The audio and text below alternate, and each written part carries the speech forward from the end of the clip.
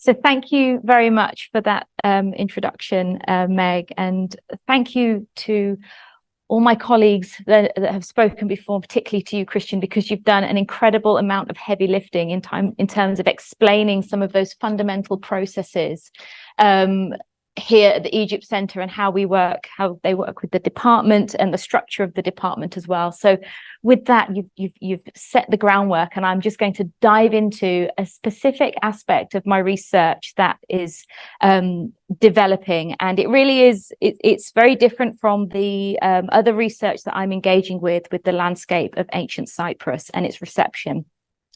Which traditionally I focus on the Roman period of the island, and I think about those social and cultural connections, and particularly its economic history and the cultural significance of mining and metals. But today I'm talking about something that is very, very dear to my heart as well. There's a very personal reason that drives this work. And you're going to hear a lot of those key words that we've been hearing throughout the day about what really makes the spirit of the Egypt Centre such a wonderful place and part of this institution, and the impact it has on the community. And those words are community, collaboration, working together from the bottom up, and looking to the future as well as celebrating the past. So over the next few minutes, I really am going to give you a snapshot of this work that I'm doing that explores Cypriot heritage in the Welsh context. And I am hoping really that this is something that is the start of a very long journey that I imagine will span the rest of my career, because as you might understand or have an insight into ancient Cyprus, and of course modern Cyprus as well, it's a very complex landscape, remains a contested landscape, and there are a lot of very tricky and emotive conversations to have about this and how people engage with its cultural heritage. And really, just to kickstart this project off, again, a huge thank you to my colleagues here at the Egypt Centre, but also the students that we work with in the department that have allowed me to have this space and to explore this very, very important topic. And I'm really excited to see the directions in which this project is going to go. And already, as you'll see, the initial results have been quite exciting. So what I'm really talking about in terms of anchoring this talk in terms of engaging with the Cypriot artifacts is I'm going to provide you with an overview or a reminder for some of you of this very more recent display case that we have in the Egypt Centre, and that is the Egypt and its Neighbours display case. And then I will talk a little bit about sort of the origins of that, how that came about, and then what we're doing now this year and what we hope to do hopefully in the future to develop this display and work with different communities. So let's see if I can click through here. So just to give you a snapshot of some key things to do with this case. So first of all, I just wanted to flag that this really came about because of some funding that we secured in around 2020. It's an ICS, an Institute of Classical Studies Public Engagement Award. So they gave us around £1,000, and that was to develop this case and to install it. And this didn't just come about because it was a whim or a fancy. Over several months, there were talks given. We sort of sent out surveys online, and we got a sense from the public who are engaging with various talks and events, but also our students, that they really wanted to see the classical collection, classical in its widest sense, on display. And I would say, am I right in saying there's around 300 classical artifacts in terms of the coins and lots of different artifacts, as you can see. And this display, I think, if I remember rightly, contains about 86 artifacts. So we're about a third way there of getting this collection in a permanent space in the museum for people to engage with. And we've heard a lot of pandemic stories, thinking about those challenges and really how the community here at the Egypt Centre rose to the challenge. And again, this is another anecdote to add to that narrative. We secured this funding in 2020. We did need to make sure that it was that the work continued on time despite all the challenges. And we did have this launched in September 2021. So you can imagine a lot of work went on behind the scenes, and I would really say it's really down to the wonderful colleagues here at the Egypt Centre. I was not able to come in and do any of the work related to this, but it was the energy and the passion of those that were able to get in and ensure that this was set up despite those challenges that we were all facing. So we sort of hit the ground running with September 2021 with the launch of this new display. And there's a lot of scholarship out there when it comes to how do we set up displays, what do we do in terms of the space. We just had to be practical, and we had a whole host of challenges and opportunities. One, as you can see, and you all know, as you're familiar with the Egypt Centre and its displays, we need to make sure that the displays are bilingual. We have space for that when it comes to the labels. And I've just highlighted the Cypriot objects that I'm going to be sort of using as a springboard to discuss our community engagement project. There's 5 of them here, and we've got them out on the display, and they're embedded in this wider display, which touches upon other cultures that the ancient world sort of had in contact with, using ancient Egypt as that springboard to think about those networks across the wider Mediterranean. So there's lots of practical things we had to bear in mind, but in all honesty, we just wanted to get the artifacts out there on display. But we are at the stage where we have been thinking very seriously about what type of stories can we inspire, and how can we communicate with the wider public? How can we reach different audiences and engage them with this material? And how can we really ensure that the voices of the communities that these objects represent and the landscapes that they're connected with or identify with are really sort of displayed in a manner that is authentic and meaningful and takes into account a whole host of complex issues, as well as celebrating those landscapes. And to do that, we're very much aware, as you all know, how the Egypt Centre works. It's not a top-down ethos that we have here. We really think about how to do things from the bottom up. So initially speaking, in terms of that, getting the stuff out there, we sort of really had some quite pared down labels. We kept everything in sort of their geographical regions initially. The information board kind of inspired questions rather than giving people like heavy-handed information about the artifacts. We really wanted people to have that freedom to just look at the artifacts. If you were then going in, you can look up the QR code and it will take you to Abaset, where you can then engage with the flexibility of the database, which really is an asset for our displays in the museum. So one thing I've been working on over the past year or so has been thinking about multiple ways that we can engage with the wider public to continue that conversation about how you want to be engaged with artifacts that come from Cyprus, but also the wider exhibition itself. And I'm very much interested in, well, what are people's perceptions of ancient Cyprus and Cyprus today, of course? How do we include those multiple perspectives and voices? And of course, what types of things do people really want to engage with on Abaset, in the museum, or online in other ways? So for the sake of convenience, I've just labeled things as project number 1 and project number 2, because this is a multi-pronged attack. There's no one way in which to address this and work with the community. So the first thing I'd like to sort of highlight is that we do actually have an artifact that is a feature of an exhibition at the Oral Science Hub in the centre of Swansea. So we've heard earlier on, particularly through Wendy's talk, about breaking barriers and how this institution has really been that pioneer in terms of reaching out to communities or individuals who might not traditionally engage with a museum setting because of lots of different reasons.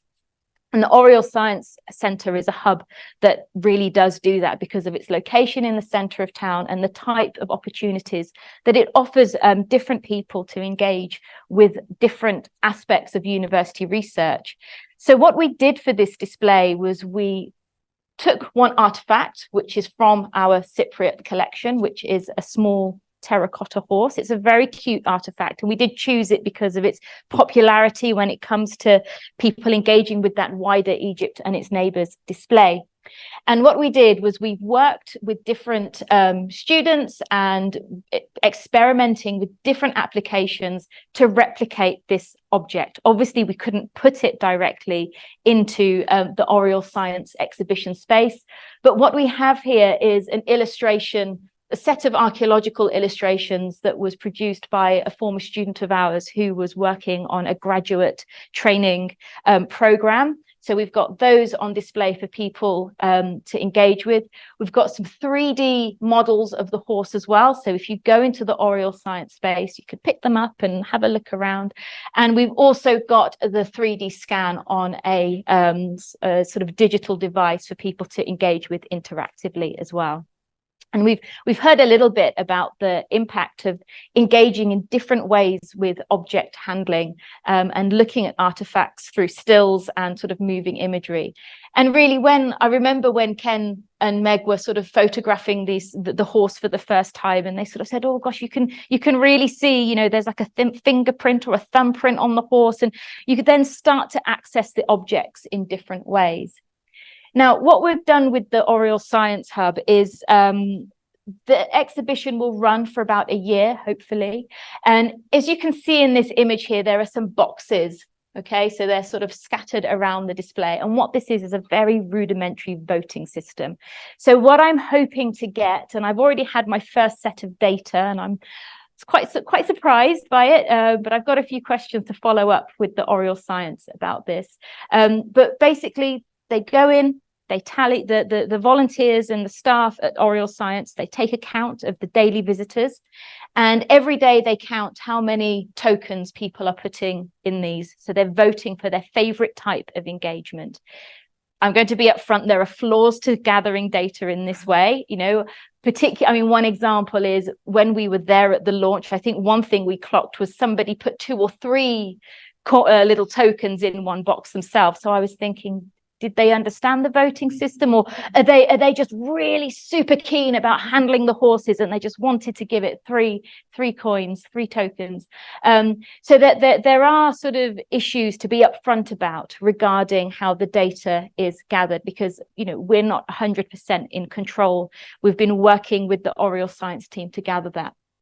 But what this at least tells us is that those visitors who are coming into that exhibition space and engaging with this display, we're at least getting a sense, we're having some sort of dialogue with them about what they like engaging with. And it can reaffirm what we're doing or give us pointers into new directions in which we can go. I'm not going to go through the data that I've got at the minute, because I did a very quick tally when it came through late yesterday, but I can respond to any questions or comments about that later on. But I will move on to talk about another aspect of this work that I'm doing to gather responses from the wider community, to think about how we can engage with the ancient history of Cyprus and how we can reflect it in the work that we do here. So I was awarded some funding by working on a proposal with Meg to hold various focus groups throughout the course of this year. And these focus groups are inviting, and I know I've put Egypt Centre staff and volunteers and student groups. You'll be getting an email soon from Sid, if you haven't already, inviting you to take part, and you can find out more from me today as well.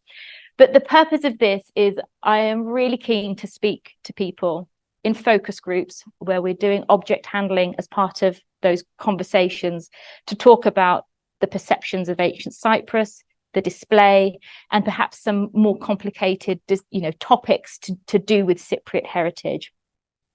And so this is going to take place over the next few months, but actually this aspect of this research has already started, because I have welcomed last week 5 external collaborators, 4 of which who are Cypriots, who live in the UK and have come down to Wales to work with us. And they will be working with us over the course of Monday in the Egypt Centre, taking some photographs and holding focus groups with the students on my Ancient Cyprus module.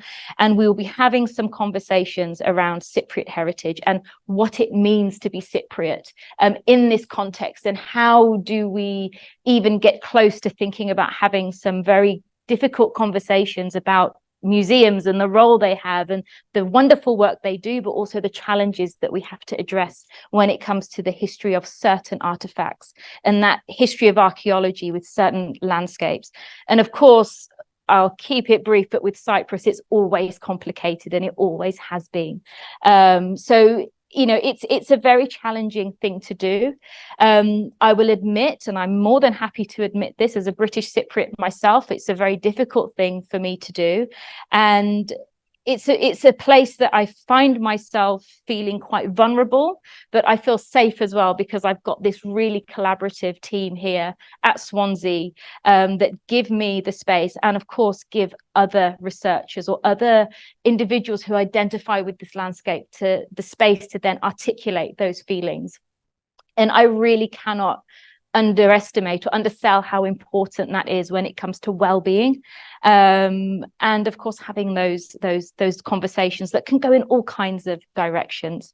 And so these focus groups are going to take place over the next few months. So it's not just conversations with Cypriots who are in the UK, or individuals who connect or find themselves sort of engaging with those landscapes of the Near East or the Levant or the Eastern Mediterranean. But I also want to continue those conversations with the local stakeholders here, because the museum is for everybody, and there's lots of perspectives and aspects of this conversation that we need to keep going and need to keep having. And it's not a one-stop shop where it's a one-off thing. As I said at the start of this talk, I think this is something that we need to keep doing and keep revisiting and not ever get complacent about. So in terms of opportunities and challenges, you know, I sort of alluded to this a little bit. This type of work really gets us to think critically about general decolonising practices across museums. So how do we address difficult questions in meaningful ways and work with wider communities? Of course, it's important as well to ensure that we remain accessible, and the work that we do is authentic. And it's just great to be doing this here, because that ethos is something that really does lie at the heart of the Egypt Centre, and it's very clear that it has done from the start, before it even opened to the public, with the various talks that we've heard today. Of course, it gives us that opportunity to think about how we develop existing resources that we have online.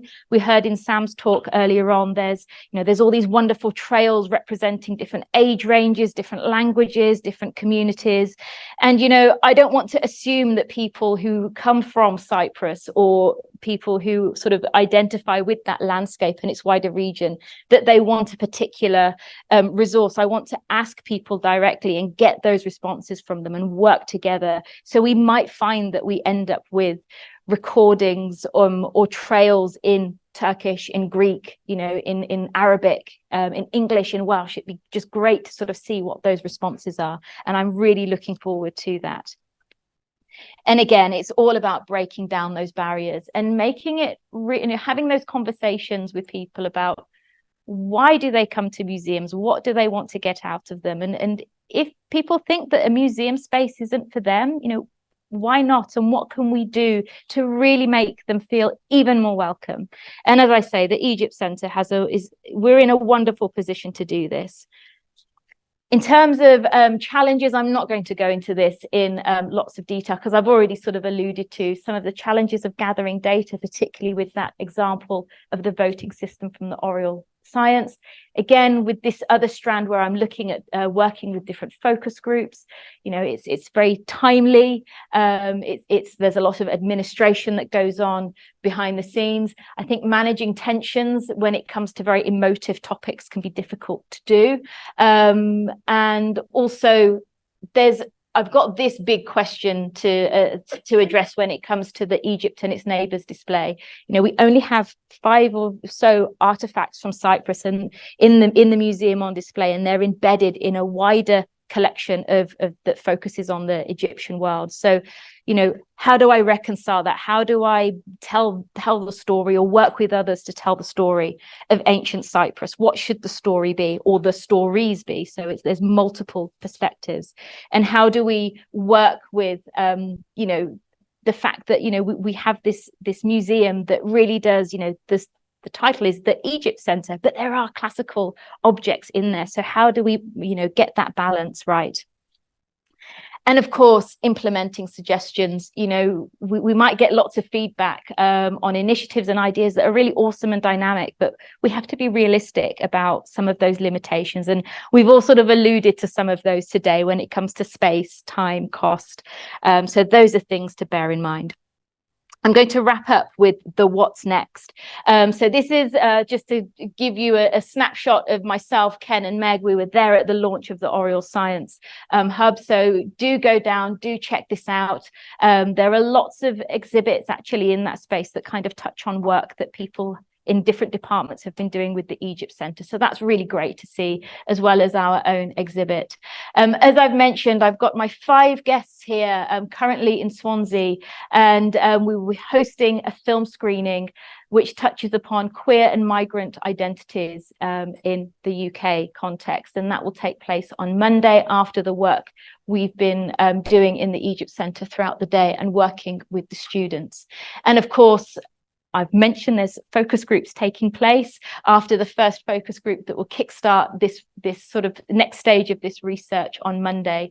So if you are interested, if you want to find out more, if you would like to get involved and get your voice heard and speak to me about the things that you're interested in and your perceptions of Cyprus and your engagement with Cypriot artifacts in the museum, please do not be shy. It'd be wonderful to have you as part of that work.